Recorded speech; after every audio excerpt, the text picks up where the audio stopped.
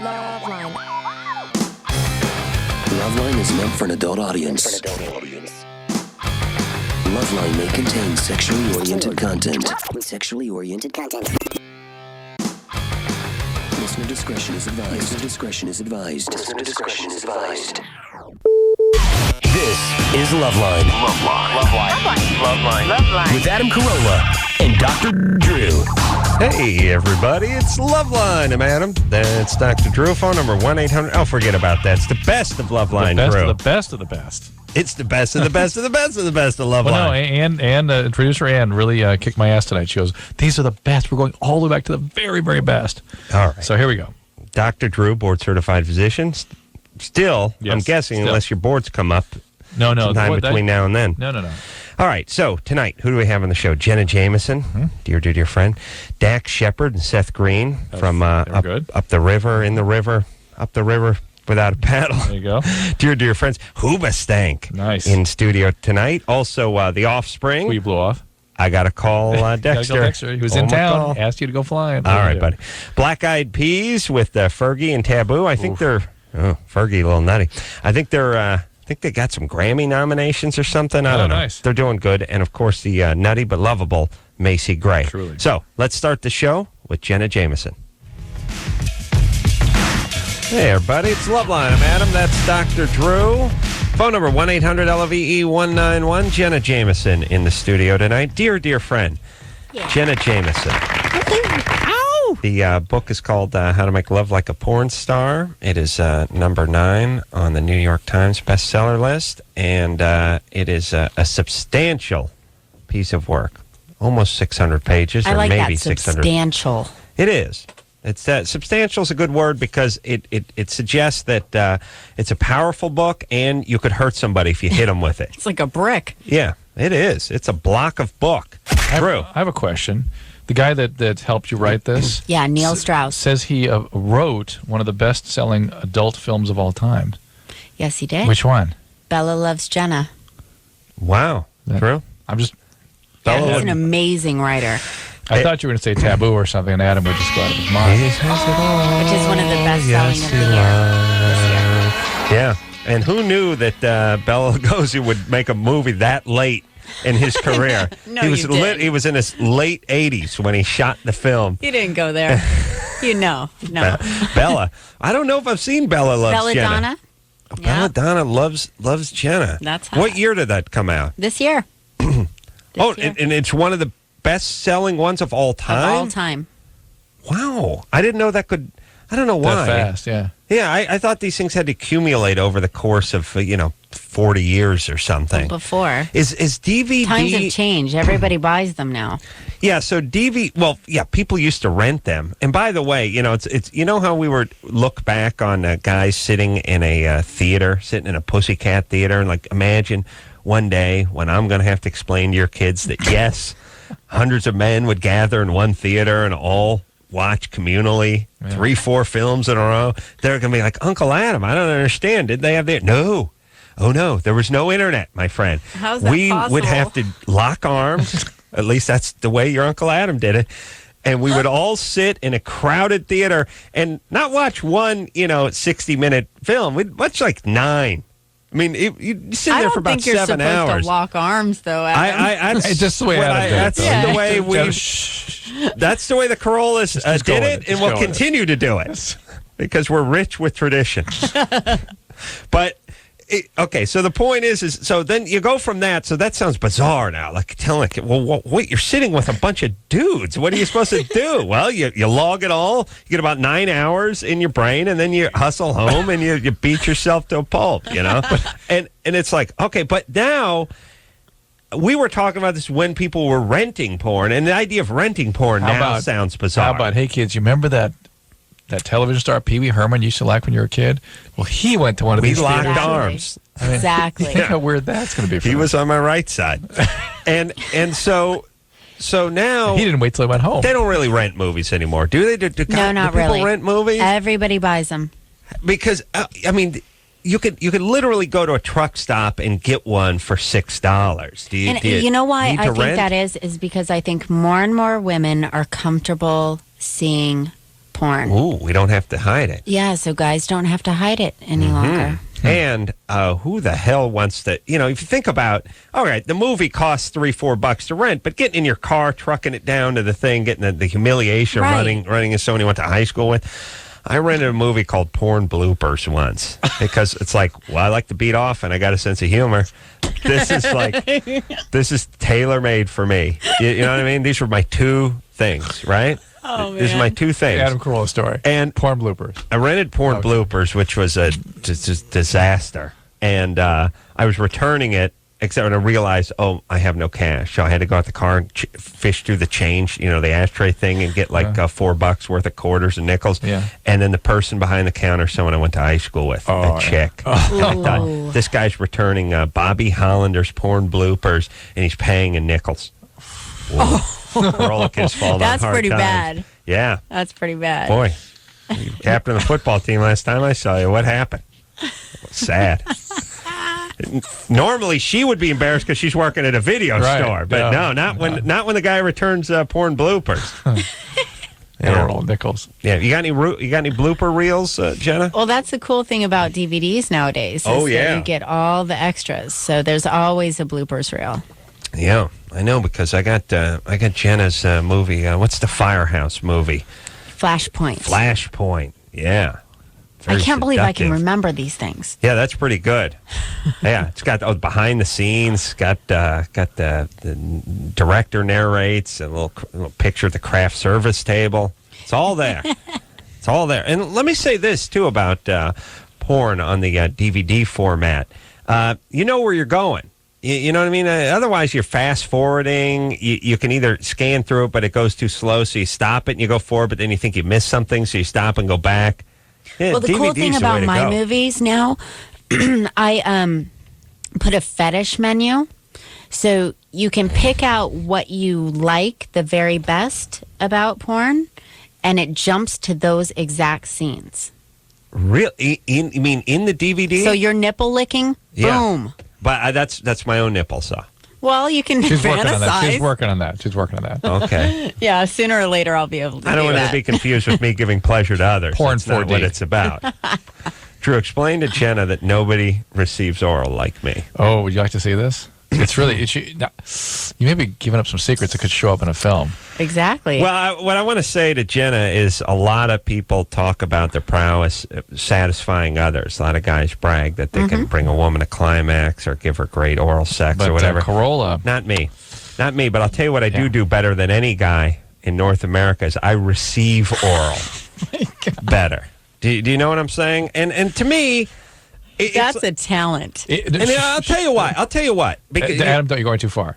Don't you better like well, no, I don't want to get defensive about it. What I'm saying are you going to show her? I will, yeah. I want to see. Are you sure? Later. All right. But the point is a lot of guys, it's like you watch the Olympic sports. Everyone wants to win in the swimming and the track and field things, but the smart guy's over collecting his medals in archery and ping pong and stuff. He goes where there's not much competition. You don't have to take on any brother that can squat 800 pounds, just a couple of nerds, and you take home the gold, and you got a gold medal. That's what I did with receiving oral. That's nice. I'm not even getting the line of the guys who claim they can go all night and bring a woman to the height of climax. I receive better than anybody, and there's nobody who can take my who can lay claim to my throne. Drew, do you understand? I'm here to tell you. All right. I'm going to give you just a little sample of what I'm like. Okay, bring it on. This part of my technique. Yeah. Oh boy. Can you do it? Yeah. Keep going. And that's it. That's good. No beating about the head with the knuckles. No resting the beer on the crown of the head. Good stuff. Yeah. Yeah, again, I'll give you one more shot. No. And I'm not rude. Come on. I'll tell you. And I've refined my techniques over the years, too. Enough. I learned, for instance, put down the TiVo remote. That's something I learned. Just a few weeks ago. Okay. I mean, the point is I can always improve. You're bragging now. You're bragging. Come on. All right. I'm just saying. getting intimidated. I'm saying I've take the pants all the way off. These are other. If you're gonna you can't take the pants off unless you take the shoes off. These are all things, all ways I've honed my technique. Do you see what I'm saying? There's no matter how good you are, you can improve. That's what I'm saying. I agree completely. And what you saw there, you thought was the pinnacle of receiving oral, but I'm still looking to move forward like any champion. You know what I mean? I don't look at my rear view. I don't look at my oral rear. I look through my oral windshield. You know what? Okay, there we go. You know what I'm saying? Yeah. Well, there's. I would like to work with kids, handicapped kids, who don't. The confidence that comes from receiving proper oral. You know what I mean? Properly receiving oral, I should say. Here we go. Get in and start talking, and you got to get them early too. You approach a guy 18, 19 years old, try to teach. No, it's like gymnastics. You get them at 5, 6, 7 years old and really start working on the fundamentals. You don't do oral on them at that point. But again, start working on the posture, start to developing those muscles. No, you just right. Yeah. Jennifer? Yes. You're 28? Yes. What's happening?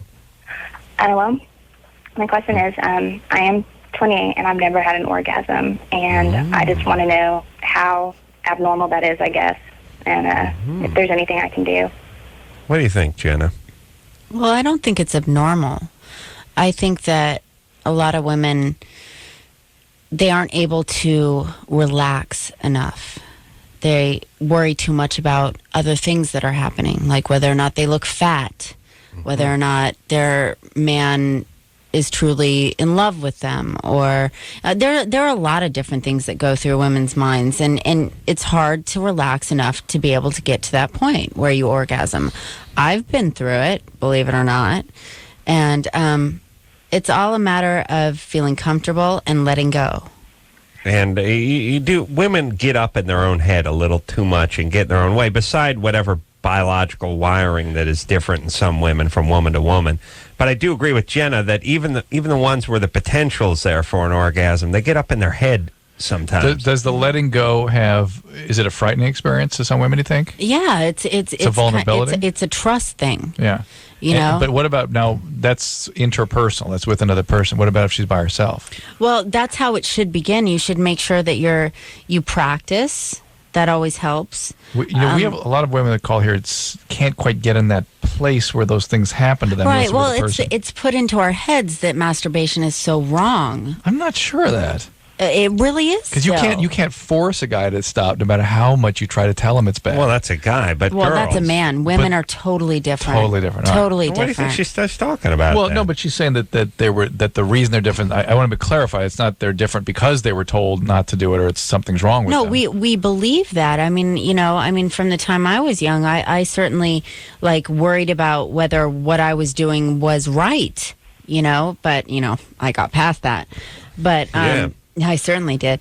But it's kind of a hard thing, I know that once I got to the point where I trusted a man enough to be able to not worry about whether my face looked stupid when I was orgasming, then it was fine. Then it came easy to me. So even with masturbation, it's not uncommon to not be able to have one? It's very common. It's much more common with masturbation than with a person. And at your age, much more common to have trouble orgasming during masturbation. Really? Yeah. I didn't know that. Yeah. It is common at my age? For women, yeah. But at 28, you should be getting around to it. Yeah. It should be about time that things. Got to get the right toy. Yeah. You got a vibrator? I do. But I was wondering now, do I need to try different ones, I guess? Absolutely. Yeah. Shop around. All right. Okay. All right. Thank you. Yeah. Thanks. Why? What's the difference between them? Well, every girl's different with what they like. Some like very minimal stimulation. Some like very heavy stimulation. So there are toys that run the gamut. I have Ron Jeremy's penis in my attic. He does. Yeah. Ron brought in a latex version of himself. I didn't really bring it in. I told him to go get it. It was in the trunk of his car. Yeah. And at first, when he said it was in the trunk, I thought, oh, Christ, this is going to get nasty when he pulls this thing out. And then I realized, oh, it's actually on the car. I thought that was just more porn talk. Right. But he went and got it. But then when your Guatemalan maid found it, come on. Ooh. That was traumatic. I don't have no. She's probably writing a book right now. Oh, yeah. You ought to talk to my maid. Oh, well, your maid could commit suicide. You got to pay for like therapy for your maid. Exactly. My maid found this this behemoth of a dork that was sitting around my house and probably thought, God knows what he does with this thing. I'm sure it had zero context other than the up the took eye. There's only one place that thing could have gone. Mm-hmm. Yeah, very scary. And my whole thing is I should throw it away, but it probably costs $65. Oh my God! Like what? I can't throw it away. It's something. Do you guys get into that? Where you don't use it really truthfully? I might use it to ward off like someone's trying to break into the house or something. I mean, it's a weapon, but no, I don't. I once in a while I'll dab a little Nivea on it and touch it just a little bit on my nipple. Yeah, just a little bit, just a little bit. Come on, Drew. I have sensitive nipples. That's all. But that's on rare. I mean, that's like 3 nights a week when you're feeling real freaky. Yeah, I got to feel, and it's more for me to feel sexy, and that's why I wear sexy underpants. And it's not for my lady. You know, I do it for me. Drew, you know what I'm saying. I like to feel good. I don't care what other people think. I need to feel sexy. We'll be right back. All right. We're going to take ourselves a little break. The Jenna Jameson in tonight. Name of the book, How to Make Love Like a Porn Star. It is out as we speak. We'll take a quick break. Be right back. Hello. This is your radio. LoveLine will be right back.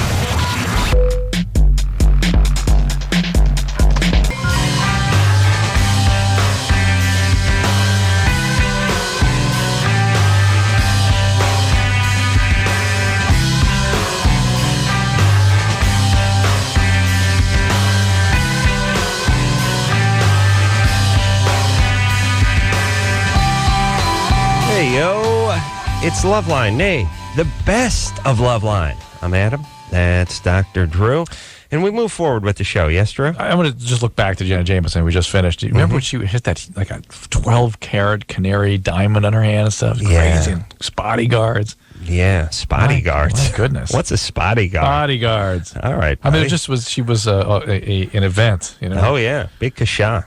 Big time. All right, let's get going. Well, Seiko was the same way in the 70s. Let's get moving with Dax Shepard and Seth Green. Hey, everybody, it's LoveLine. I'm Adam. That's Dr. Drew. Phone number 1-800-LOVE-191. Seth Green is here. What's up, y'all? Dax, quiet, Drew. I'm not done introducing the guest. Dax Shepard. Sorry, Adam. Thank you. Dax Shepard is also here tonight. What it is. Without a Paddle is the name. And Dax Shepard just struck me as the world's greatest astronaut name. Yes, Dax absolutely. Shepard. Well, there is the famous Shepard astronaut, so it's not a far leap. But Dax has even a more masculine. Yeah. That's the astronaut for the new millennium, y'all. Dax. Oh, what's is it short for something? There was a best-selling book in the 70s called The Adventures by Harold Robbins, and my parents were reading the book when they were pregnant with me, and the lead character's name was Dax. Short for Dachshund. No, but... Wow, so they just read a book and they... Yeah, he was a Spanish revolutionist who laid every girl he met, and it was a real smutty... Good thing they weren't reading like Charlotte's Web. Be screwed like... Well, believe me, in Michigan, I don't know that there could have been a worse name. Charlotte might have been about the equivalent. Dax, yeah, but now it's cool. Now people accuse me of having made it up for this line of work. That's the other thing. Now you have to deal with that. Yeah. Yeah. It's funny when people are confronted with something new, they just can't. They refuse to believe that could just possibly be. You hear a name like Dax and you assume, and the guy's in show business and he's on MTV or was on MTV. But if you make that assumption about me, you're basically also making the assumption that I'm an ass. Yeah, you know, like, no, we're doing because if you think, this guy made up this name Dax, then you must think I'm a real jerk too. Yeah. Right? Well, that's because if you told me, Dr. Drew, you said my name's Lightning Bolt, I'd be like, A, you made it up. B, what kind of idiot makes up a name? But Lightning Bolt. By the way, but that's why we make the assumption. It makes us feel better about us. Right. You understand? But you're a handsome man. He's only 20 years old. Drew, please. But somebody could say, could also like, who gave you that name? Who, you know what I mean? Something, it's a nickname or something that. Oh, that's true. But my nickname's Grunt. Really? Well, from when I was a kid, I was deaf until I was 2 years old. Really? Yes. Deaf until 2. Yes. What this is a happened? true You learned to story. paint with You a could scale. even call my mom to confirm this, but I had an earache. She took me to the doctor. Doctor looked at my ears and said, Dax is deaf. And my mom said, Dax isn't deaf. Dax, touch your nose. So I touched my nose. And then he said, okay. He turned me so I couldn't see her and said, now tell him to touch his nose. So she says, Dax, touch your nose. I do nothing. Right. I had scar tissue over both eardrums and infections? was deaf. And so I couldn't talk. I had like 25% hearing in one ear, so I would grunt. I would try to talk. Did the And bones then I had a replace? surgery, and they took away the scar tissue, and then I was talking like a month later. Everything was Were fine. you like reading your mom's lips? Or yeah. just looking at her? You learn to read lips just as quickly as you would learn to, Yeah? Yeah. Hey, tell me what I'm saying right now. Olive oil. We're going to need I love that you some. whisper it though. You go. I'm so into you. It's ridiculous. Watch my lips move. I hope you can hear what I'm saying. I hope you can read between the lines. I want you in the studio. I don't care who watches. I'm going to need your girlfriend to wait out in the car, too. I don't need that. No, bitch she'll around me. document with photograph. Oh, she will. Oh, All right. yeah. She's quick with a camera. Alyssa, what's up, baby doll? I'm 15 and I have a question about if you have an alcoholic parent, what can you do as their child to help them? Well, I have intimate experience with this. you want to talk about it? Well, hold on. Let me- Let's out our folks. For ACOAs. I want Dax to read my lips again. Al-Anon. Did you read it? What I say? Yeah, that was good. Did you get it? Yeah. Are your parents alcoholics? Yours. Mine? Dax. Yeah. I have a parent that's a recovering alcoholic. Did you do any Al-Anon stuff? Alateen. I did, and I found it. Well, yeah, I did. All right. But I enjoyed going to AA more because I'd rather be the guy that was causing all the problems and the people dealing with the problems. Right. Hey, Alyssa? Yes, Is it Alyssa or Alyssa? Alyssa. Alyssa. Oh, okay. That's another one we got to straighten out, too. How about something like Alateen? But see, she's focused on curing the mom and not helping herself. And that's one of the mistakes that people have when they're involved with alcoholic addicts. Really, all you can do is take care of yourself. And the fact is, in my experience, that when these important relationships in the alcoholic's life begin taking care of themselves, they stop engaging in the dance with the alcoholic. They stop putting up with the BS. And that actually wakes the alcoholic up very often and gets them willing to get better. There's nothing you can do to make her better. You can certainly put her on notice that it's significantly affecting your life, refer her in the right direction, get her to go into AA if possible, get her to a addictionologist. But all you can do for yourself is go to Alateen and or get a therapist. I think the most important thing for you to recognize is that it's not a judgment on how much that person loves you, that, oh, they don't love me enough to quit, because they don't love themselves enough not to quit. They're miserable. Anyone who suffered from it hates it more than you could possibly hate it, and they can't stop it for themselves. So you should never feel like it's any judgment on their loving you or not loving you. All right. Okay. All right, baby That's good doll. advice. That is. Take care of yourself, all right? All right. All right. Yeah, but good times. It really sucks to deal with that when you're 15. Yeah, you shouldn't have to be a parent at 15. No. Yeah. But so many people are. Yeah. And saving your parents or healing your parents, you should just work on getting away from them. Really, that's what you need to focus on. And then retribution, which is the Like stage I'm Ed. at now. Now it's payback time. Oh, yeah. It's a bitch. Pixie, Yeah. you're 18? Uh-huh. Is that a nickname, Pixie? No, it's my real name. Wow. You got to get together with Dax. Do they read that famous book? This is Dax and Pixie Shepard. Dax and Pixie. Daxie and Pix Shepard. Isn't that a mouse team? Would you like to date me? Is that an option, Pixie? I really don't know. Oh, boy. I've just been exposed as a nobody. Go ahead, Pixie. You got to get in another motorcycle accident, build your confidence up. Go ahead, Pixie. Okay, I've been dating this guy for about a month, right? And every time we mess around, I can't get his penis fully hard. I mean, I'll do strip teases, I'll do Is it really everything. big? Mm-hmm. What? Is it really large? Because sometimes that has an effect. If a guy has a really, really large penis, no. it won't get fully. It's like Is 8 inches. he on medication? It's what? No, it's 8 I bet he's inches on long. I bet I love it. She knows exactly. It's 8 inches.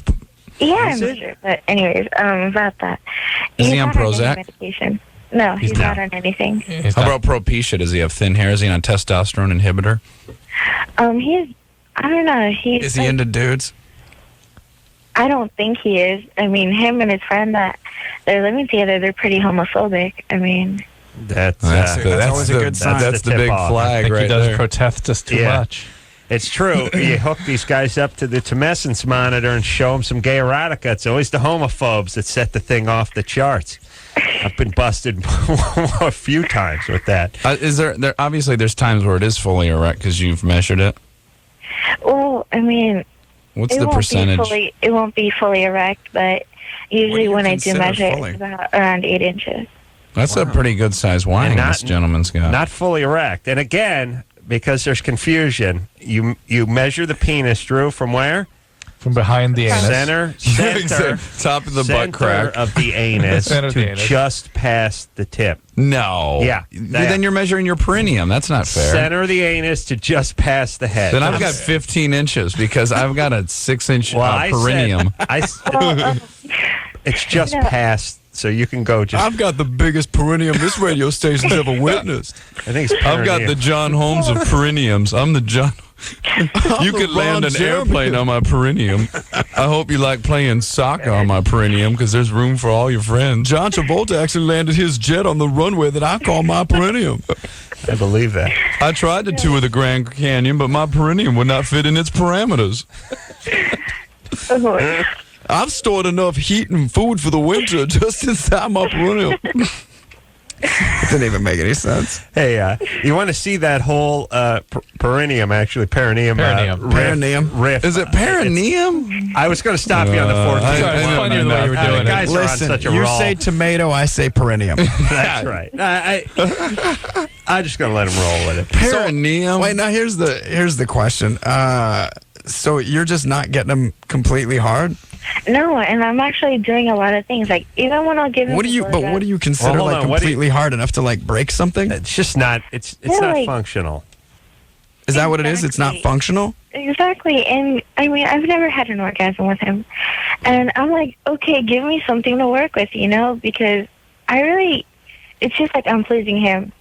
Really. Yeah. Well, does he give you oral sex? He does, but he'll stop. Like he'll go, and then every 2 to 3 minutes he'll stop, and he'll just finger me. That's because he's afraid to ejaculate. Mm-hmm. Well, but he's not without an erection. No erection. All right, here's the thing. She said oral. Pixie, this Oral doesn't for like 2 or 3 this minutes. doesn't sound like much of a relationship. You trying to? We're casually dating. All right. Well, I do want to say though, if you're at the month marker and he doesn't have, you might want to. Yeah. Yeah, I mean because I've actually looked at his penis several times while he's giving me head, and it won't be erect. But that's not uncommon. And Yeah. I mean, even when he's like playing with my breast or something, I mean, they're just out there. So I mean, All right. Listen, Pixie. Here, let me explain something real quick. I'm erect and I'm not even with you. Just you describing your breast is doing a lot for all of us. Yeah. Here. You can find the You guy. are somebody who bases your sole worth on this planet to how seductive you can be to a man. So hooking you up with a guy that can't get a boner is like having a vegan work at a Black Angus restaurant. It's a retarded connection. Yeah. It's unfortunate that you base your entire being on how many guys you can give a boner to in a weekend. But And you're soliciting the approval of a guy who Right. spends a lot of time living with another dude talking about how gay they're not while they slap each other on the ass with their half-hard wangs. So go find a guy. That's right. That's right. All you guys with big wangs. That's right. Oh my goodness! You're like a huge shotgun with no bullets in it. You know what I mean? Whereas I got the Derringer in my sock. But it's deadly. It's deadly, man. But at close range, you got to be real close. But honestly, Pixie, if you fell out of an airplane, you'd wish you had my perineum on your back. That's Because right. it'd slow you down. That's right. Perineum.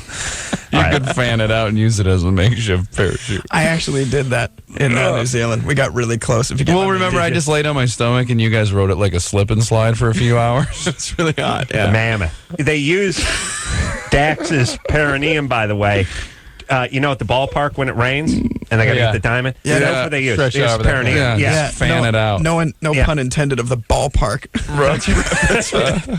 It says if Sometimes you over look the at it, it says ballpark. Brewers on it. If you can see it, well, it's unfurled. Yeah, I posted a lot of advertisement on Dax's perineum. Sometimes if I'm driving real fast down a hill, my brakes get hot. I'll just let some of it out the window. Yeah, and it'll just be like a parachute. sock. Yeah, slow them right down.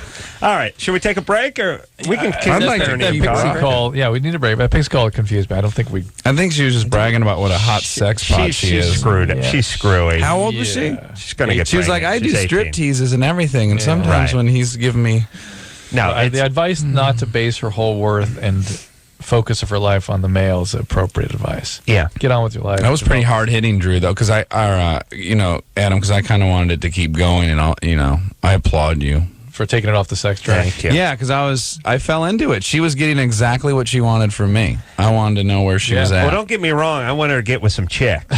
I'm saying dyke it up every once in a while. I wasn't Right. saying stop the sexuality. I'm saying it turns a guy on if he sees you Right. going down on a chick. I hope that wasn't Yeah. misinterpreted. Oh, no, don't worry. We That won't came cut across? Yeah, of course. All right, let's take a quick break. We'll be right back. LoveLine will be right back. So get your problems ready. Ready.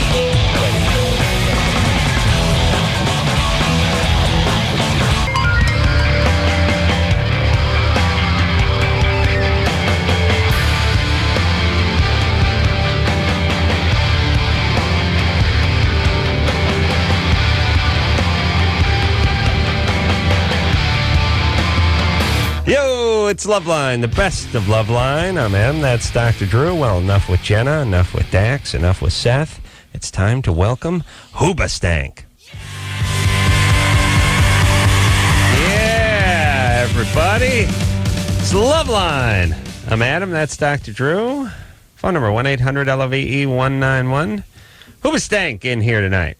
Got the lovely Doug and Dan. Flew in all the way from Florida, Miami. Man, do they look happy about that, too. Look Right. at Dan. I Dan's think angry. Yeah, I'm just pissed about we that have to have a traffic, man. little segment where you can just talk, because Go, Dan. you gotta. We came in from Miami. Might as well get your words in. I your 2 can't. cents I'll in. say bad words and it'll just get ugly. Dan has About what? had a puss on No, ever I since just, he hit LA. I get really frustrated easily. I'm really irritable. Don't look at me. You're all Drew, right? I'm that No, way I'm too. fine. What is that? I'm fine now. I'm home, but Travel stuff. Unfortunately, we have to fly out early tomorrow. Yeah. But we did. We just got the upgrade approval. Oh, congratulations. Thank you. Thanks. Yeah, That's big news. Yeah. they moved out of the bathroom and into coach. Good. That's good. Yeah, I'll And all tell we you, have to do is play an acoustic set on the plane. it makes guys. it makes all the difference in the world. Yeah, it's like airplane. But let me ask you something, Doug. Doug, you're not a rangy guy. You're not a short guy. But what are you? 5'10"? 5'9". 5'9". So you always go up. You go up one. Good. You know what I mean? Because you Make really him feel a little bit yeah, better you really about thought himself. you thought I was 5'9", but you threw 5'10". I was thinking out 5'5". there. But no. Okay, you're 5'9". All right. And 160. With the hair, you're about 5'10". Your hair's tall right now. Thanks, A lot of dude. hair. A lot of hair. No, 160. I mean, try about 140, 130. All right. something. Again, though, the guys, you go up. Chicks, Right. you go down. Right. You see what I'm saying? Yeah. When I get chick, Okay. it sounds like packing some muscle. All right, here's all I'm saying.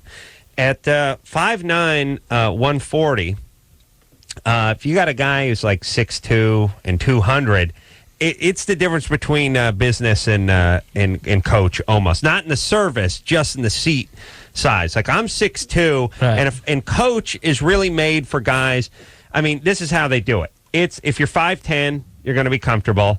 If you're 5'7", you'll be more comfortable. If you're 6'3", you're aft. Yeah. I mean, your knees, when that person in front of you reclines their seat, your knees will I be... had somebody's knees in my back flying home today. Yeah. It's Yeah. horrible. Oh, I can pretzel my way into some interesting positions on coach. Like I can get away with it better than you can. Obviously, That's what we're saying. Yeah, I'm just saying. Yeah. All I'm saying is that it's really the number one thing in coach. I mean, the number one thing in air travel is probably seat space. Like, how much room do you got in your seat? And if you're broad-shouldered and you're lanky or tall or you have long legs or you're heavy set, there's going to be 5 hours in that chair is going to be a long ride. Yep. And if you're a dwarf, a high chair is first class. And that's all I'm saying is the dwarfs complain a lot, but with every flight is first class. Yeah. So it's even that much better for us when we get first class. Just imagine how first class feels to me. Now I'm mad.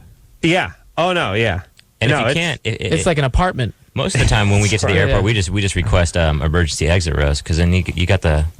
You get the extra leg room, yeah. But you got to get the second row because the first row emergency exit, they don't recline. Right. So if you get the second one, you might as well be in business class. Right. All right. Except for the size of the chair. Yeah. All right. Yeah. Let's keep moving. But important tips for the kiddies who are flying. Don't wear flammable clothing and do not. I always like. They're still pulling box cutters out. Like they retrieved 1,500 box cutters that people were trying to travel with last year. It's like, first off, how much? You're going to a box cutting convention, or you got to do a box cutting demonstration in Orlando, or what? What are you doing with the box cutter? By the way, master box cutter. I just called across the country. I do an origami box cutting thing. It's beautiful, Drew. You have to see me do it. Arrested or taken for questioning? I guess they size them up and figure out that they're just stupid guys who happen to travel with box How dare cutters. you? That's profiling. How dare you? How dare you? I know. The point is I read in the newspaper a few weeks back that they confiscated. I mean, it could have been 20,000 box cutters, since 9/11, and I just thought, okay, I understand. How many box cutter attacks are there every year? Well, here's what we've learned from box cutter attacks. 2 is too many. Yeah. But the point is I understand the nail clippers. I even understand the occasional weapon, which is I'm a guy walks around with a knife in my boot, and I forgot to take it out when I went to the airport. The guy's stupid, but at least where's the box cutter factoring it? What are you doing with it? You breaking down pallets or something? What are you doing with it? Why do you got to travel with it? I'm saying that person needs to be brought in. All right. This is just like the good white trash you see on Southwest. The guys that are flying in cut-off sweatpants and a wife beater and flip-flops. It's like, where are you going? To the beach? Like, are you flying from Cincinnati to the beach?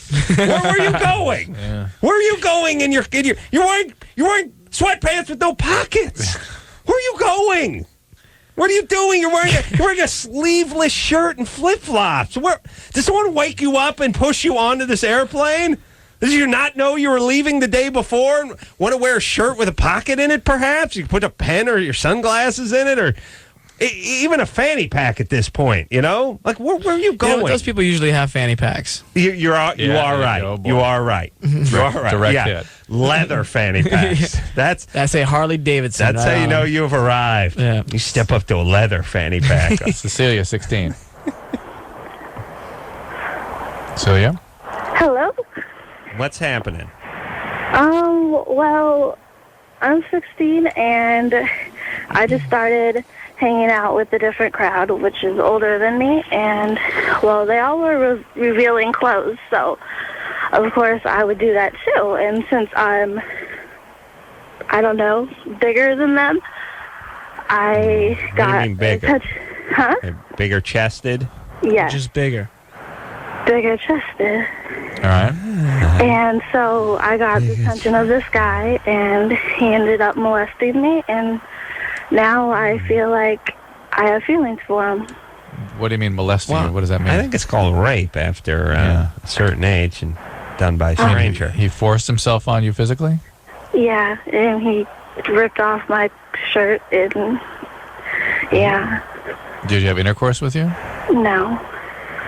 Well, what did he do? He ripped off your shirt and he kind of, I don't know, felt around and sucked stuff and licked stuff. Were you trying to fight him off, or were you just kind of... Yeah, I told him no, and he wouldn't get off me. And did he actually tear your shirt? Well, he unzipped my coat, and he, kind of rips it. All right, I assume there were no witnesses, right? No, not at all. What about God? And there's no way to prove that he did this. So really what you got to do is stay away from these people. Well, she likes the guy. And how much older were they? Well, 18. My friend was 18 that I was with. Well, next it's going to be rape. So that's where this is going. Drew, wasn't that the name of your kid's book? Next, it's going to be rape. Yes. I think next stop rape. I think there's a train. that's smiling train. That's the French translation. Yeah. Next stop rape. All right. So listen, Cecilia, why is it you like this guy? You must have a horrible father. Yeah, I do, actually. Yeah. All right. Because when you have a horrible dad, then horrible guys seem attractive. Right. Especially when they do horrible things. Yeah. In a way. Well, that's how you become a horrible guy. I guess that's true. In a way that it transcends logic. It's like, this guy abused me, but I can't stop thinking about him. Yeah. Right. Could it be that I'm attracted to him because I just broke up with my boyfriend too? No, it's because your dad was a horrible guy. Yes. So was my boyfriend. Well, you're attracted to horrible people, but the fact is, it's just like being an alcoholic addict. You have to break it. You have to stay away from this. You can't even tiptoe into this at all. You got to get away from this guy. Cecilia, I worry about you. Yeah. I worry about the future. I worry about you getting pregnant and sort of dropping out of school and sort of becoming a statistic. The future is not bright on the path you're on. Yeah. So how about a little therapy, or what can you do? Do you like school? Can you do something? Yeah. Well, all right, hold on a second. We got to talk about Cecilia for a second. Here's the problem. You got a 16-year-old whose dad was an a-hole who did God knows what before he left. And then you got Cecilia, and all of a sudden she springs a set of boobs and gets guys who are attracted to her, and she's getting the attention that she never got from daddy. Older guys. And they're older guys, and it's exciting. And what are you going to do to talk her out of this? You know what I mean? At least maybe she can hear the fact that the situation she was just in was not something that was good for her, that she wants to repeat. Maybe she'll believe us. This is a road she's going down where people like this will treat her more like that, and even perhaps worse things will happen. And the only way to break that or keep that from happening is to stop. Yeah. Step back, get back into school, do other things that can get her out of there, go to college, be with people her own age. But could you imagine for just 1 second, and I know Doug and possibly Dan had a decent But don't childhood. look at him. Don't look at him. Well, I don't want to eyeball him, but I had a horrible childhood. Drew was medium crappy.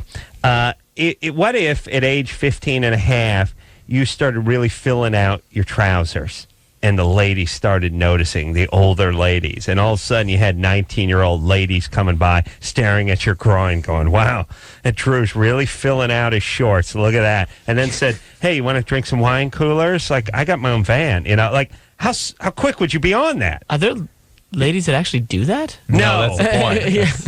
That's my point. I'm saying, would any of us have said no to it at 15 and a half or 16? How are you going to How are you going to tell Cecilia to now look, focus on schoolwork and don't Thankfully, listen to a these guys? 16-year-old female has a few more neurons firing than a 16-year-old male. As a man of exquisite passion, she's not under the influence of the same hormonal storm that the male is. you would have dropped out of school. Like they could have went like this 19-year-old with the van and the wine coolers could have went.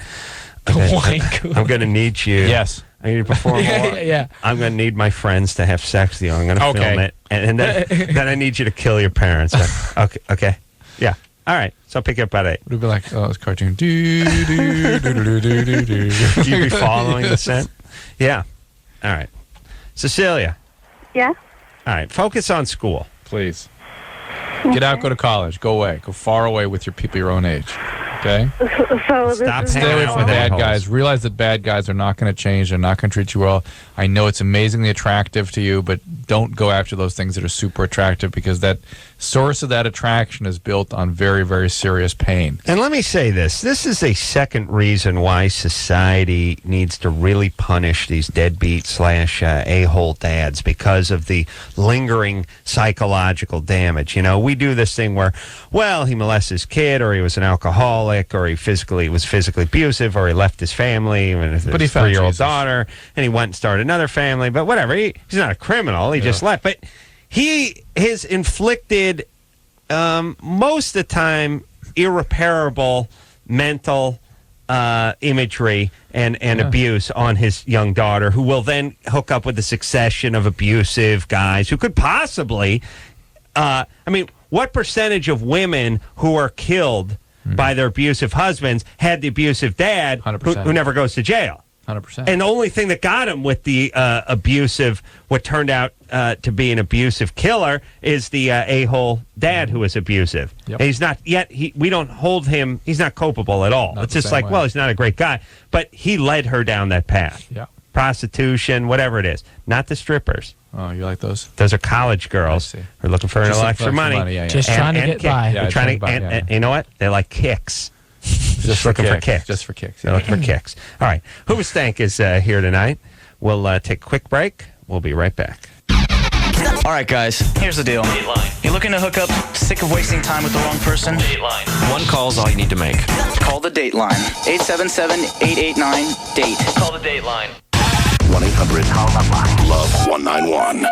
Call LoveLine.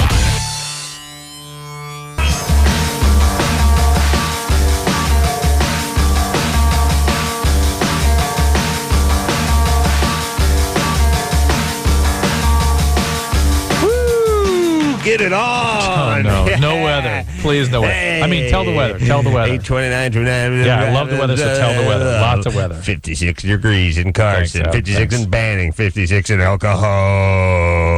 It's bad when the reverse psychology Sherman doesn't White work. checking in at 56. All right. I love the Offspring. Let's keep moving with the show. Drew does love the Offspring. I do. Yeah. And Dexter was very kind and He's a great was guy. going to take you flying, and you blew him off. He is a pilot. Yeah. He owns a jet. Two jets. 2 jets, remember? Really? He had pictures of both of them, remember? Wow. I don't even have half a jet. No. Wow. Yeah. Yeah, he doesn't like to brag because that ain't rock and roll, but the man owns a not jet. talk. He's Yeah. doing all right. All right, so please welcome our dear, dear friend, Dexter from The Offspring. Hey, everybody, it's LoveLine. I'm Adam. That's Dr. Drew. Dexter's here from The Offspring. Hi. We had a little panic. We were in the other room doing a little recording, and we saw Chris run. And when you see Chris run, it's really, it puts the fear of God in you. When engineer Chris starts running for the door, that's trouble. You know it means something. It's kind of like the first time I heard my dad say MFer. Scared you.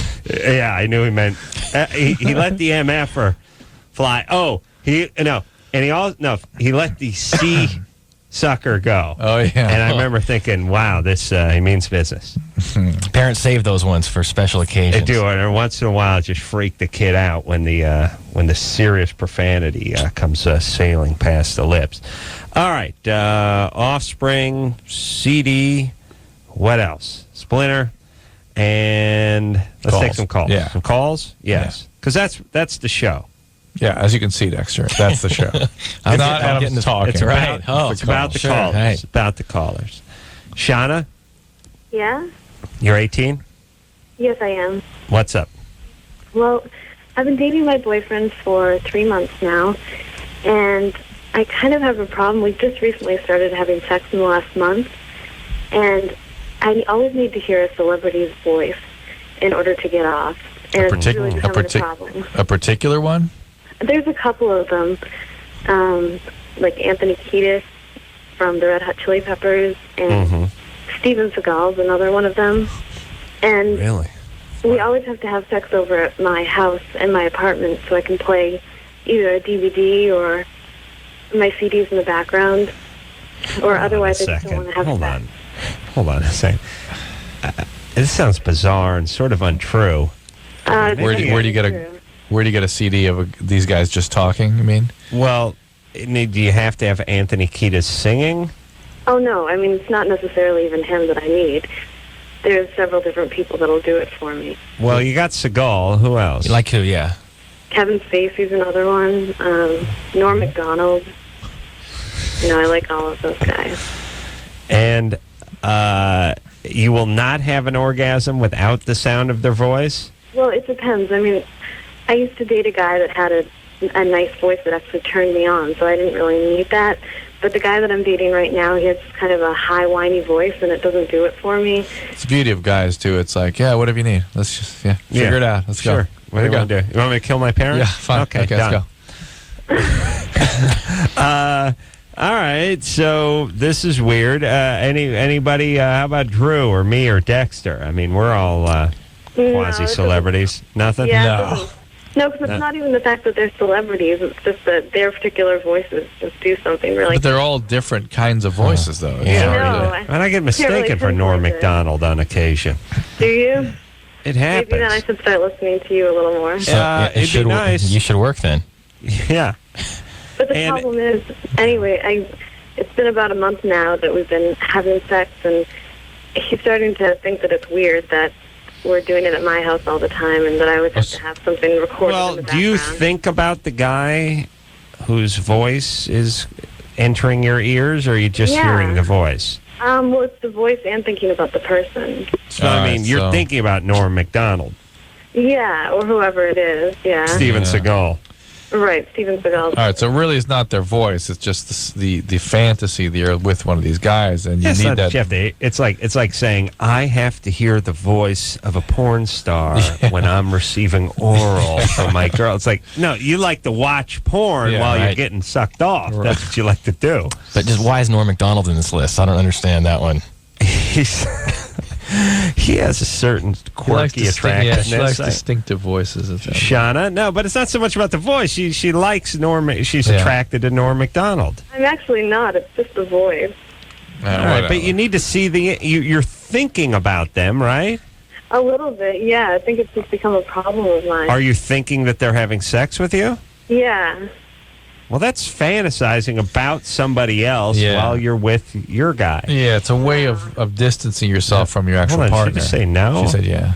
But I'm really starting to care about the person that I'm dating, and I don't want this to become an issue. All right, well, why don't you quit it then? How can I quit it? It doesn't do anything for me. I'll give you a hint. You can't play Under Siege 2 while your boyfriend's effing you. That's one way you can quit.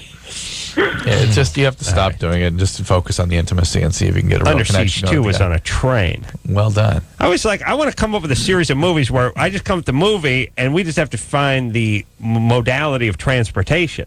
Like, hey, first one's on a boat, second one train, third one RV. You know, like I don't have to think of the story anymore. I just got to think of where it takes place. Why don't you just follow the progression in the Green Eggs and Ham?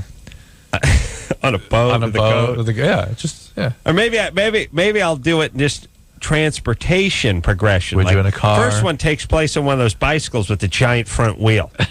And the historical progression. And the second one's second one's like a steam car, and it just keeps going. First be a wagon, horse-drawn. Be a rock.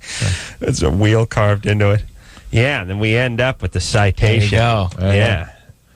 Commander Dexter on the flight deck. He doesn't call it the cockpit. That could be offensive. All right. Frank? Hey, people. Hey. What's happening, How you guys doing? We were doing great until you called, Frank. Now you're bringing us down. All right, I'll try to correct that. Thank you. What's up? Well, you guys were talking about penis curvature. We were. We was. I think I have the problem of it pointing downward. All right. Mm-hmm. What's the deal with that? Like, is it the anatomy or what? Well, anatomy is a description of what you're looking at, so that would have to be the anatomy. It's not a force field of downward-facing dorks that's in your underpants. It's your actual penis, right? Yeah. Yes? Yes. All right. And is this something you've acquired as you've gotten older, or has it been there all the time? Well, it's actually just when it's... But is it something that it's always been that way? That's when he has a boner. I know. I love our callers.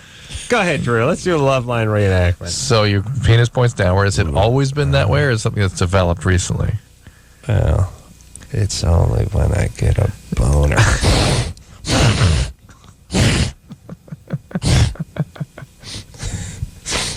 Blew a snoogie on the mic. Oh, my. Yeah. Wait, understand. Listen, when you don't have a boner, your penis is zero shape.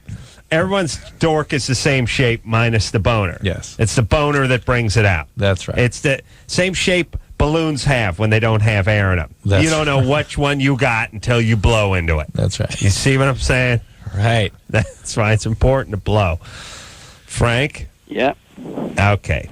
So is it this downward curve something that has evolved recently, or has it always been this way, your penis? It just evolved recently. Yeah. All right, so then that's something that sometimes will respond to vitamin E. Take about 800 units of vitamin E a day. If it doesn't get better, there are actually surgical interventions. How many units is that? 2 pills? So 3 pills? they usually come at 4 or 800s. So you just take a pill or 2? Yeah. All right. Once a day. Yeah, it's good times. It is good times. It's not going to do anything, but no, if it's Peyronie's, anyway. the Peyronie's, the evolving thing can sometimes get better with that. No. Yeah. No. Yeah. Listen. Yeah. No. I'm telling you no. But you could take it anyway. All right. And here's the other thing, Sounds too. like you struggle with that, Adam. With the Peyronie's? Yeah. No, I never had Peyronie. Okay. I don't got enough. That's right. My it's like a fresh stalk coming out from the soil. It can't wrap itself around the trellis. Yes, I see. It's barely peeking up from the earth. Right, understood. Where's it going to go? That's right. Not enough to make a design yet. How windy can an 8-foot road be? Yeah, you see what I'm saying? Well, you know, yeah. You know what I'm saying? Right. Okay. Let's keep moving forward. Ryan? Yeah. You're 15? Yeah. Your girlfriend is a virgin, won't have sex with you? Yeah, because I'm not circumcised, and I want to know if I should get circumcised or if I should just find someone else. Well, did she say because of that? Yeah. Well, maybe she's just not ready to have sex. And she's using that as an excuse. Sounds like that's the case. And maybe you ought to slow down a bit. All right. Yeah. Yeah. All right. What do you guys do? Just foreplay stuff. Nothing real heavy. Nothing heavy. Yeah. Yeah. How long have you been with her? I've known her since I was real little. Our parents worked together. So I've known her since I was probably about 2 or 3. Right. How long have you been with her? For about a year and a half. Oh, all right. So she's been your girlfriend for a year and a half. That's a long time when you're 15. Would she say that too? Huh? Would she say a year and a half also? Yeah. All right. Well, she's not ready to have sex. All right. All right. And listen, I don't know what the that sounds bad. Yeah. I don't know what the statistics are on circumcision in the United States, but it was probably 50% 10 years ago or something, wasn't it? Wasn't it on the circumcision sort of? Was there a certain point where it was crossing and becoming more prevalent? No, I was going to say less prevalent, or maybe it's had a resurgence. I still think in the last few years. I still think it's drifting. It's drifting toward Europe, towards the prepuce. Toward the prepuce. So the point is listen, ladies, get used to it. Yeah, I've seen your future. There's a foreskin in it. I got a crystal ball here. By the way, has anyone consulted with women on this point? Because everyone's thinking that all these men are worried that they're being abused in childhood by having their foreskin removed. Wouldn't be a bad, that would be a little survey of women's that'd be my take. Yeah. What do you like, ladies? Because that's where we're going. Yeah, that's where we're going. Yeah, same way. It's same way with first date. What kind of food you like? What movie do you want to see? What do I need?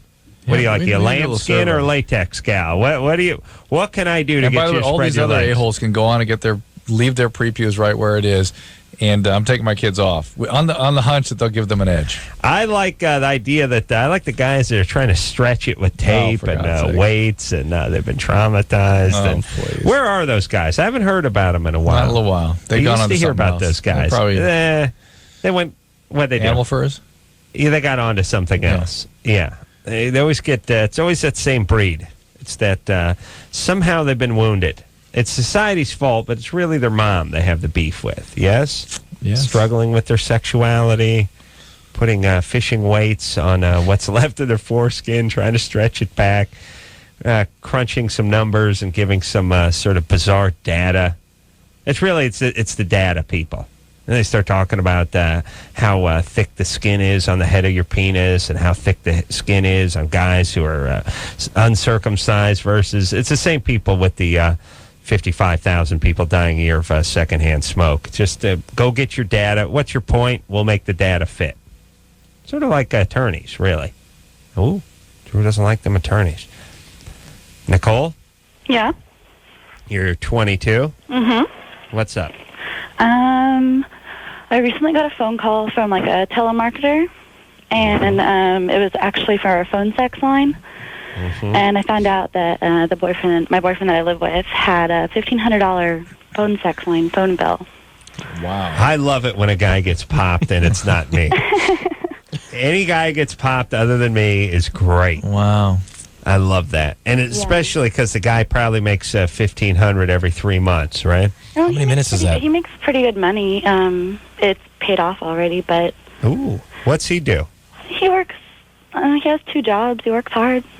No, 2 jobs. By the way, 2 jobs worse than 1 job, and 3 jobs worse than 2. And whenever you say, "Oh, this guy, he's got the world by the horns. He's got 5 jobs," that's always bad. I don't know why it is, but more jobs you work, the less money you make. Maybe it's commuting.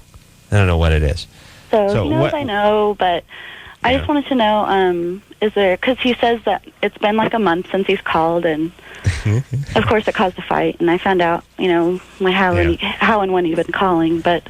All right, what do you want to bet, by the way, like a month is into single digits? I mean, 9 days. Yeah. No, it's been, the people faxed me, actually, a list of, all the times he had called, and the last time was like a month ago. But I just wanted to know, how, I don't know, the signs, I guess, of if it's going to happen again, or... He's on to another service. Cauliflower ear and chafing on the right hand. He says that he realized it was wrong of him to do, and I kind of seen it as cheating. It's not cheating. But Guys will. It's not cheating. However, it does suggest it's suspicious for sexual addiction. Right. Yeah. He thinks, and after talking about it, he does think that he might have a sexual addiction to like porn. Well, where is he? Where are you? Do you work a night shift or something, and he's home during the day, or? He works mornings, and I work nights and go to school full time. Yeah. I'll tell you, the devil makes work for idle hands. You leave a guy you leave a guy alone in a house, and I don't know, how old is he? He's 22. You leave a 22-year-old dude with a credit card and some cable and a computer and a little Spice Channel, whatever. You leave that guy home all day while you're gone all day. There's a jack fest going on in there. Yeah. Right. And I'm not one of those people that thinks, guys shouldn't masturbate. Like, I understand masturbation. All right. Well, listen, you're him. But, your guy This is all part of his masturbatory habits. Right. That's all this is. I just want to know if there's something I can do to maybe take his attention off of calling the sex lines, and maybe... it depends if he's an addict or not. If he had a history of sexual trauma in childhood... No. Well... What about other... I'm sorry, go ahead, Dax. Get a day job. Yeah. He has 2 jobs, and he's got 6 hours a day to putz around the house and beat off. It's just, he said that, it's just like when he gets bored and I'm not home, and I guess he said that he just kind of goes blank and calls and doesn't think about the consequences at the time. Yeah. I'm just worried that that's going to turn into all right. Does he smoke weed? Does he drink? Mm-mm. Did he ever? When he was like 16, but not since I've been with him, not for like 3 or 4 years. No, it's for sure. Drinks on social occasions, but nothing much. All right. Look, Drew, I'm no doctor, but here's what I'm going to say. I think you have to let it be known that, listen, I'm cool. You want to beat off, you want to beat off. This is not about you beating off. It's about the consequences. This is about addiction. Yeah, it's the consequences. And it doesn't matter what we're talking about. Yeah. Addiction is addiction, right. And I'm not going to have the addiction part. Right. So that's the part and the we gotta question work is, on. if can he prevent the consequences? And if the consequences keep mounting, if the relationship starts having trouble, if his work fails, or he spends too much money, and he still can't stop, that's addiction. And I would check out the Del Amo Treatment Center in Torrance. Yeah.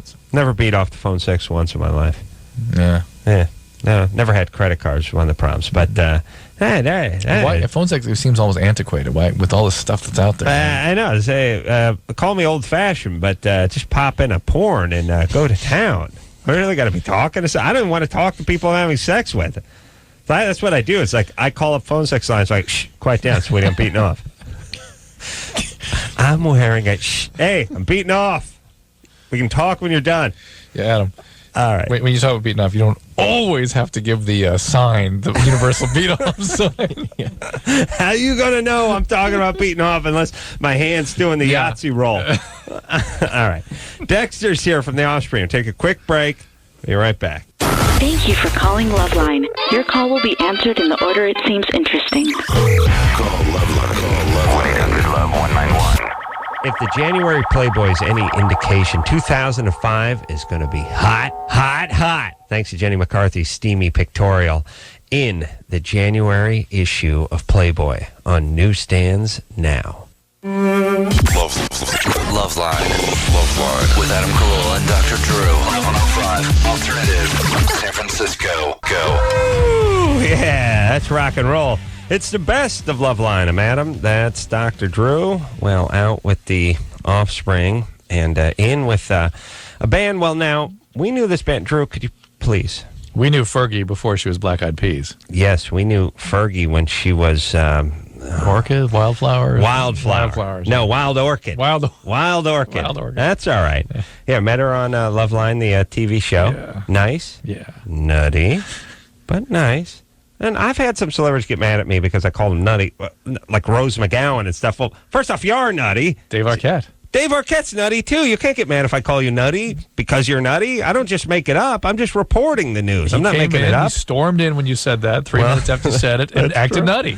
That's very true. But very good-natured. Nutty, nice. Not a bad thing if you're a celebrity. No. It's colorful.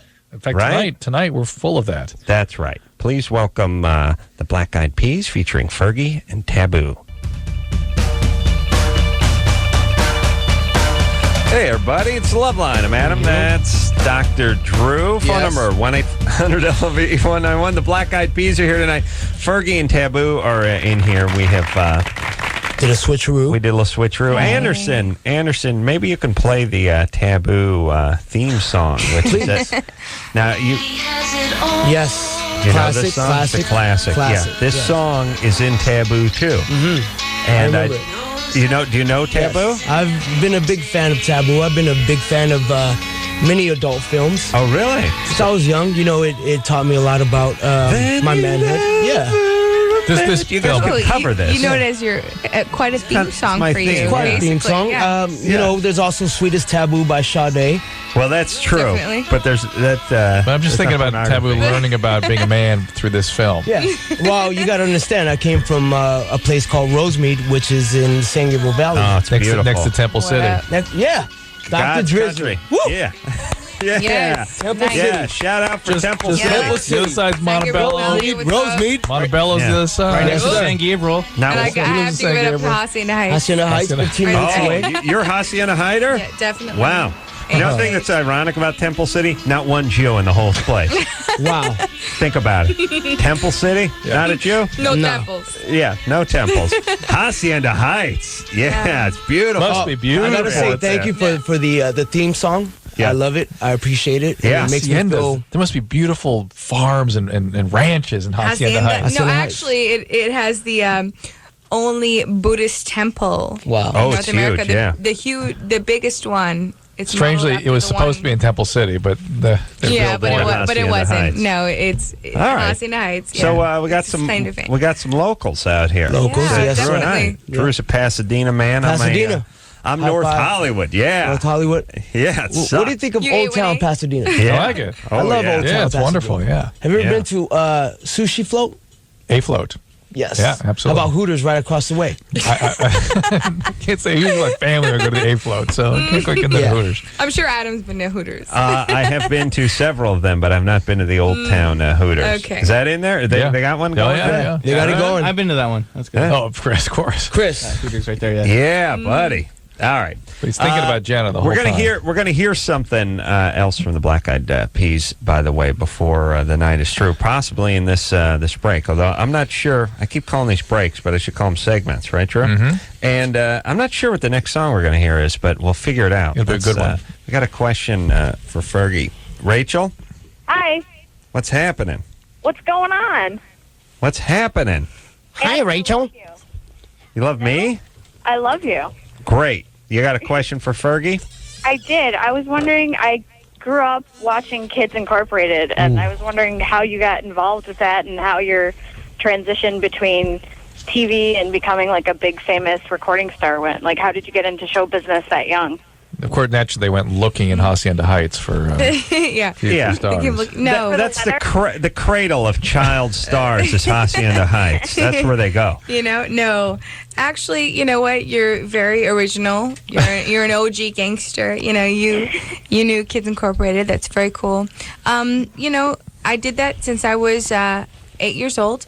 I did it for 6 years and graduated from that and got out of the music business for a year and got back into it with Renee, who was on the show with me.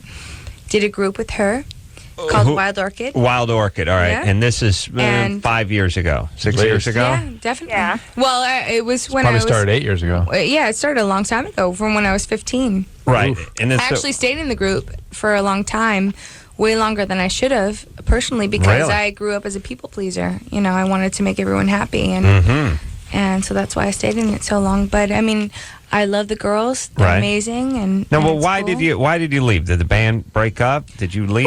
Well, we did break up, obviously, but it had nothing to do with the girls. They're great people. I stayed with them for a long time, but it sounds like you want to go a different direction. I had been wanting to go a different direction for a long time, and I just didn't know how to express that. And that was a personal thing for me. How did you get hooked up with the Black Eyed Peas? Well, I went in 1998. I went to go see them at the El Rey Theater in L.A. And I've always been to a lot of hip hop shows. I've always been a huge hip hop fan, but I went to go see them, and something about them really intrigued me because it's not that they were these thug guys. They just were artistic. They were hip hop, but they were also rock in the same sense. They had a band. They were stylish in the way they dressed. How'd you make your way in? Because every time I see a concert, I think I got to jam with that. Dude. No, I just did them all. No. Yeah, what'd you do? No, how'd you get backstage? Nothing like that. Nothing. How'd it work? What happened then? Nothing like that. I'm not saying it was that way. I just want to know the way it was. No, the way it was is this. They're always very personal guys, and Please, Anderson, how dare you? Chris. Yes. I wish. They're No. personable guys. Taboo and I have talked about it a million times, but no. They're good guys. No, they're very good guys. Right. But actually, they did their show, and they're very normal guys. And after the show, they came out at the El Rey Theater, and they did their dance circle like they always do. They did their battle. I do one of those after each show. Yeah, they come out. They came out and just started battling, started a dance circle. And so you hung out. Yeah, and you I was started talking to them. Yeah, I actually talked to Will. I don't want to finish the story for you, but eventually you got into the band, well, right? No. You didn't. I talked to Will, and his name at the time was Will 1X. But talked to him, and I said, you know what, I'd really love to work with you guys. But at the time, I was with Wild Orchid, and the record company, there was no way they were letting us do anything with any hip-hop artists. I see. Because they just didn't really get that. So when did it happen? So, kept the number, saved it, went through everything I had to go through, ups and downs, a lot of downs. Yeah. But eventually you got into the band, right? No, Adam, she didn't. How dare you? Well, I'm trying to figure out how you got into the band. We were doing an album called Elefunk, right? We had a song called Shut Up. Right. Which was one of our singles. Right. We were looking for a female voice. Our friend Dante suggested Fergie. We were like, well, can Fergie sing? Yeah, she could sing. All right, let's bring her in. We brought her in. She knocked it out. So you called her? We called her. Yeah, but there's a lot of stuff that went in, in between that stuff. I was abusing myself for a while. And it was a very bad point in my life. I spent all my money that I had made from earned. Wild Orchid? Well, did you make any money? Well, I had been a child actor. I'd done Kids Incorporated for. Oh yeah. Yeah. Forgot about that. My big acting debut. Yeah. But this. Jennifer Love Hewitt. Yeah. Well, yeah. Can you introduce me to her, by the way? That was like a person who called in 20 minutes ago. Yeah, exactly. We're going. There's a lot of things that have happened in my life. I could go through it. It's going to take a long time. Well, but no, I don't think we need to do that. But all I'm saying is you checked out the Black Eyed Peas. You were into the band. You wanted to be part of the band, and the band called you. No, it's not that I wanted to be part of the band. I love them. I was a fan of them. I had gone to a lot of hip hop concerts, and something about them attracted me because it wasn't. All right, but you didn't want to be in the band. You know what? I wouldn't say I didn't want to be in the band, but I would never plan to be in the band. All right, because it was just a natural progression. Yeah, it was just. But you're in the band. You're in the band now. That's important. I wasn't ever saying that I was going to be in the Black Eyed Peas. I would have never thought that. All right, at all. I got to make fun of some teenagers. Let's focus. Let's go. Sarah. Hi, yeah. You're 19. Yeah. What's up? Well, I've been clean now for 13 months. I shot up methamphetamine since I was 15. I've been doing drugs pretty much since I was 12. Mm-hmm. And since I've been clean, like, I would say maybe once a month, maybe not even that often, I have, like, actual dreams, like, more flashbacks of shooting up, and I wake up and I'm, like, sweating and crying. My question is, I was wondering if that's something I'm going to have to deal with my whole life, or will it eventually go away? Probably not. They're actually very positive when you have dreams like that. Yeah. It is? They're reminding you of what it feels like to do that, and to wake up feeling guilty and miserable is sort of a rehearsrsal process. It's a similar kind of dream to people say, dreaming that they went into a test unprepared or onto stage and not knowing the music or something. It sort of motivates you to stay where you are. What about that one where I'm whizzing in the sink, but I'm really asleep, and then You're actually whizzing in the sink, though. No, I'm not. How about the one where you dream where you lose your teeth? What does that mean? That's anxiety. Usually grinding your teeth at night. No, but I actually can talk about this because I had an experience with crystal methamphetamine, and it was for about a year, and it's a very powerful drug, a very, very addictive drug, and I didn't know it when I started using it, and I completely understand that you have visions because you have sleep deprivation, and that's what it's from. You have just it's a year and a half later. Yeah. She's sleeping normally, and now she's having dreams of using dreams.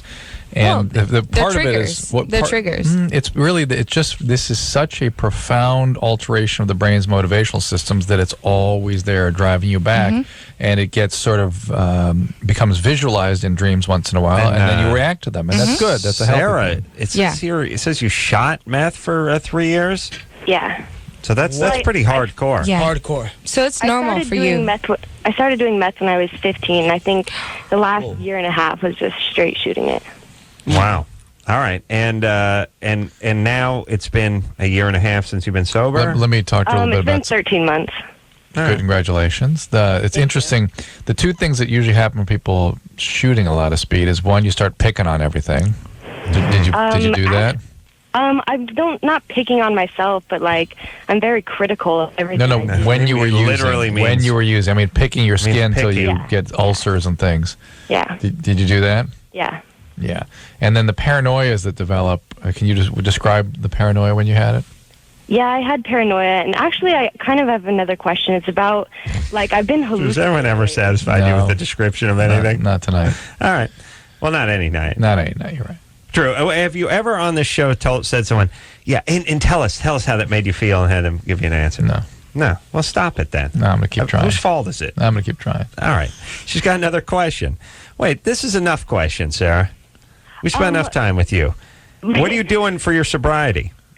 Well, I'm going to start going to classes again. I actually got out of treatment early. Classes? You don't have a sponsor right now? No, I don't. Then Drew's got a puss on. I know. Sarah, you got to get back in. Yeah, next week I'm actually going to start going to NA meetings and stuff. Yeah, and get yourself a sponsor immediately. Immediately. All right. All right. Thank you. Yeah. Thank you. Hey, have a good time. Classes. Oh. Wow. What classes? She just doesn't understand the process. Is that like at a junior college? Not a good sign. Not a good sign. Why? It's a huge. You know what? It's a huge deal. Yeah. It's. Yeah. I don't even recommend people who don't know about speed. Yeah. I mean, it's horrible. I didn't know. It's insidious. I don't know. It's to me, they're happy drugs, and then they're bad drugs, and the speed is a bad one. I like the happy ones. The speed. Me too. Even if you're using it 3 times a week, you can be addicted. Yeah, and it can change your thinking. It can damage your brain. I think they should actually make classes about that in high school. I think they should make classes to make that more known that's that addictive. Well, but then what about my cooking, sewing, and horticulture class? porcelain glasses. And then my son was a ceramics major. What do you mean? I had to make a pinch pot ashtray. Are you kidding? These are the important life decisions. Do you go coil pot or do you go slab pot? Do you fire in a kiln or do you use the Raikou firing method? Yeah. Feldspar?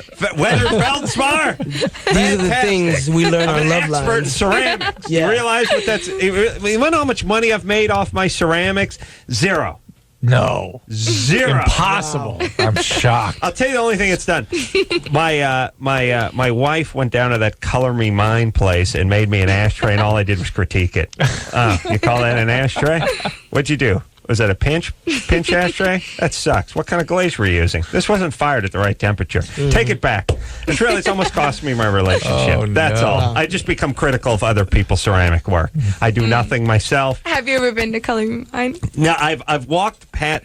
By the way, these are these places where you can buy. Tell them what you do. It's the equivalent of a dog park for people.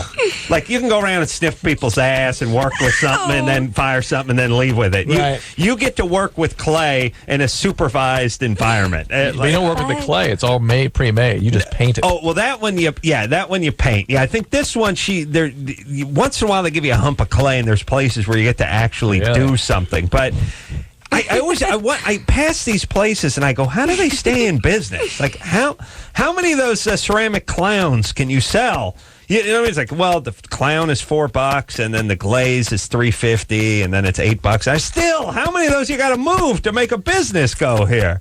I'm not sure if they're around, as a matter of fact, anymore. But anyway, I was a ceramics major in high school, and I just think, when we sit around and do this show and we think about all the things that they don't prepare you for. Meanwhile, they're busy filling your head with nonsense. I know how to make Pillsbury Parmesan popovers, by the way, from my junior high cooking class. Very creative. I made a pillowcase in my sewing class, like I'm sewing now. Please. You're forcing guys to do this nonsense too. How dare you? It's disgusting. You're sexist. I know. Let's get to the next caller. God. You're right. Next caller. You're right. Heather? Yeah. I'm going to go back and sue the LA Unified School District. Yeah, I'm telling you. Case. I'll tell you, here's how it's going to work. My lawyer's going to do is he's going to pull down a map of the United States and he's going to go, Adam, find California. And I'm going to walk up and point at Montana and I go, and he's just going, we rest our case. We rest, Your Honor. We rest. He's a complete imbecile. Heather, you're on the line. Hello? Yeah. How you doing? Fine. Who fought in the Civil War, Adam? Good guys and bad guys? Some I don't people. know.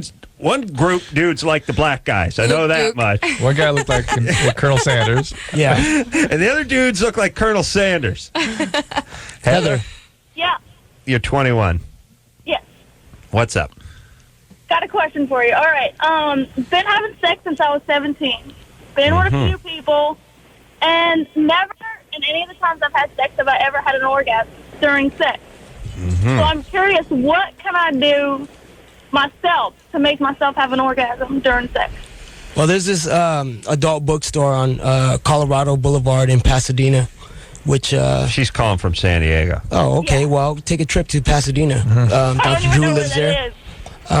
There's this adult bookstore, and they have many toys that you could play with. Yeah, how about a toy?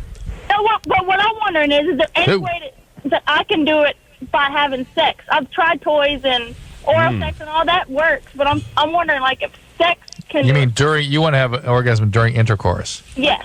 Many I think women it's more can't. of a mental thing. Many women can't do that. Yeah. Just can't do it. I mean, there's nothing that I can do to make it happen.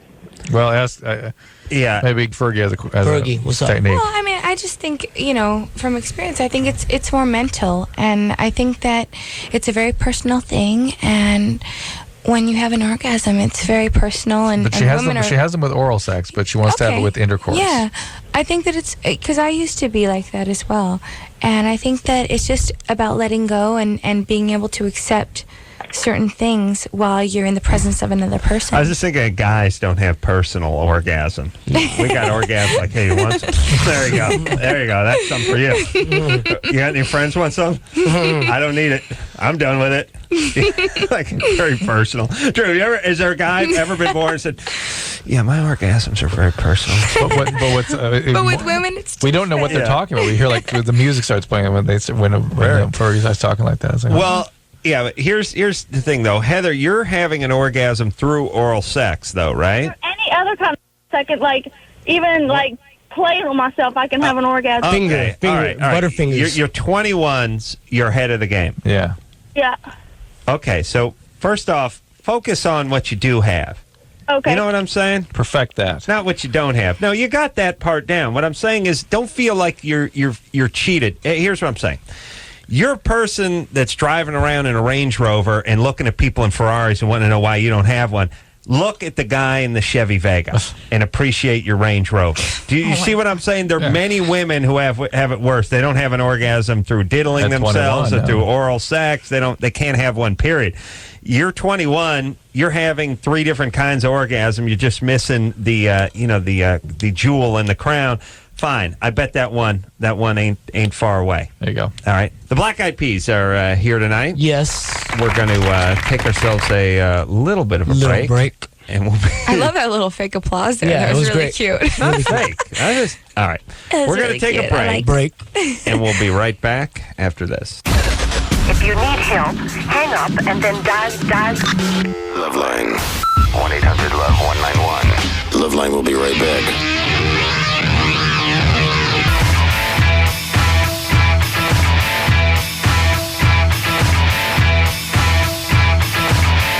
Hey, it's LoveLine. I'm Adam. That's Dr. Drew. It's the best of LoveLine. Well, we'll say goodbye to Fergie and Taboo from the Black Eyed Peas. Here's a woman who I think is an amazing talent and is, I won't call her nutty. I'll call her colorful. The most colorful mom. Oh, yeah, that's right. Ever. Having big breasts is great. There she is. That's her, everybody. Welcome, Macy Gray. Hey, everybody, it's LoveLine. I'm Adam. That's Dr. Drew. Macy Gray is our guest tonight. She just woke up. Hello. Macy. I'm awake. Thank you very much. Bye. Christy? Hey. Hey, you're 17. Yeah, I am. What's up? I am just wondering if talking dirty, like, during sex is going to affect my relationship. You mean you needing him to do that or him needing to do that? No, like, neither one of us really needs it. It's just something that's been lately happening probably half the time when we have sex. Don't look at me. Don't look at me. I will give you something to smile about. David Allen Greer. I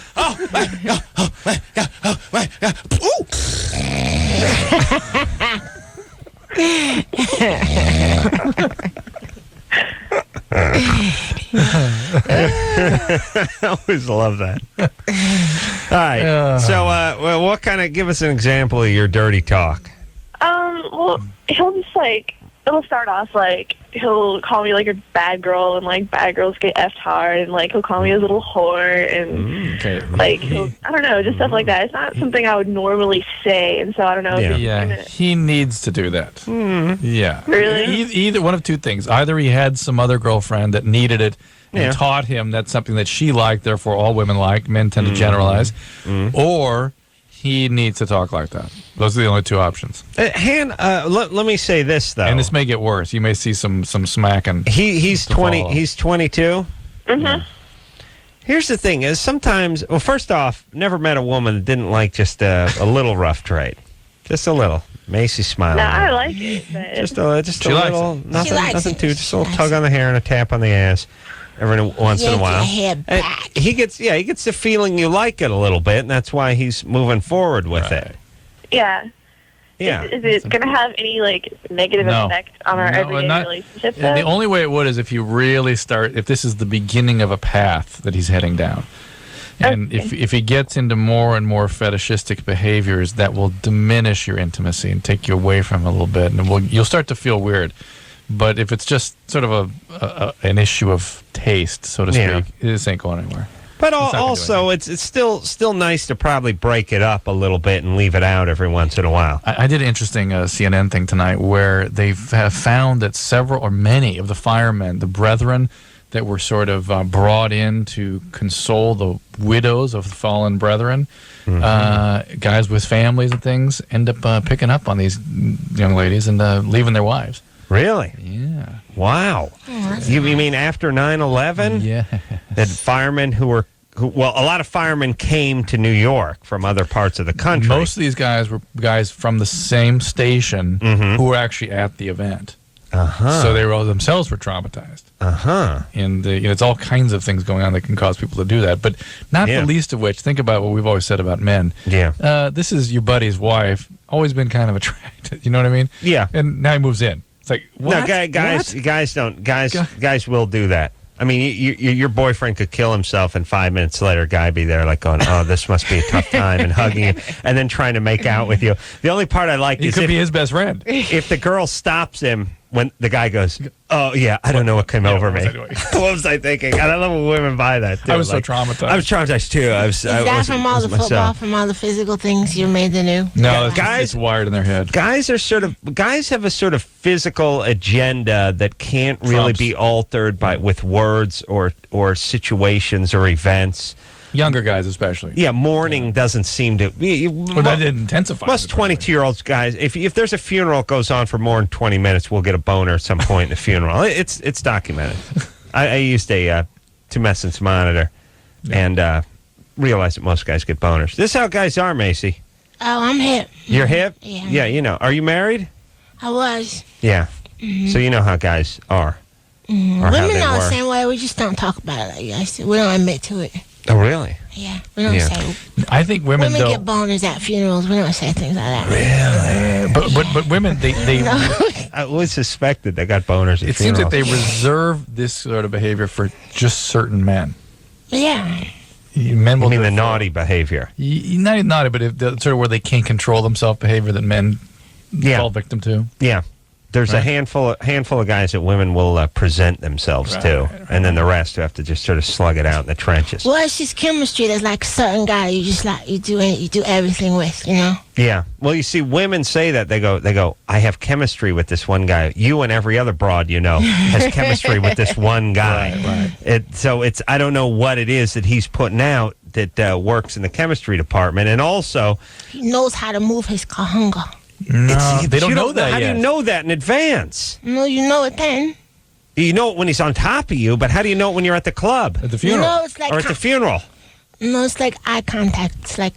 Yeah, but... It's like subtle stuff. But that's...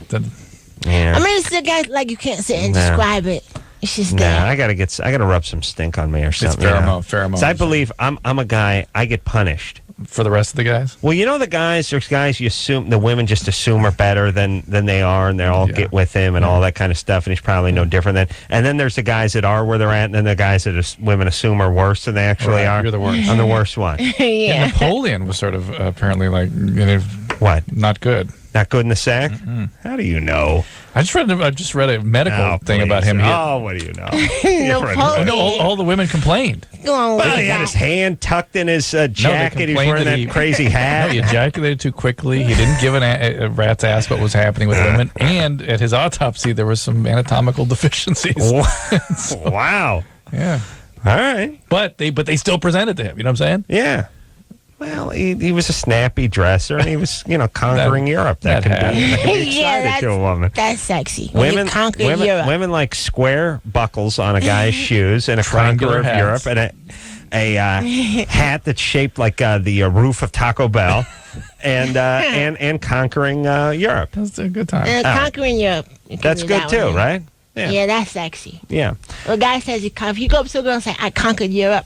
Right. I guarantee. Yeah, all right. Here I say, I don't want to jinx it. I haven't conquered Europe, but I'm conquering Europe. Okay. I never say you did it already. All right, we're going to take a quick break. All right, guys, here's the deal. Looking to hook up? Call the Dateline. Sick of wasting time with the wrong person? Call the Dateline. One call's all you need to make. Call the Dateline. 1-877-889-DATE. If you need help, call LoveLine.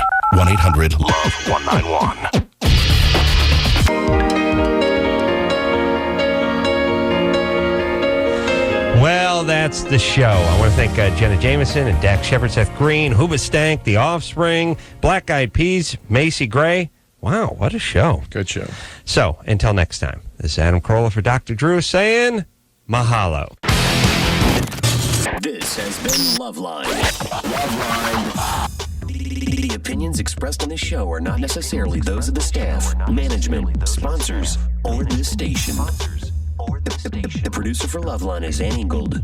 LoveLine is a presentation of Westwood One Entertainment.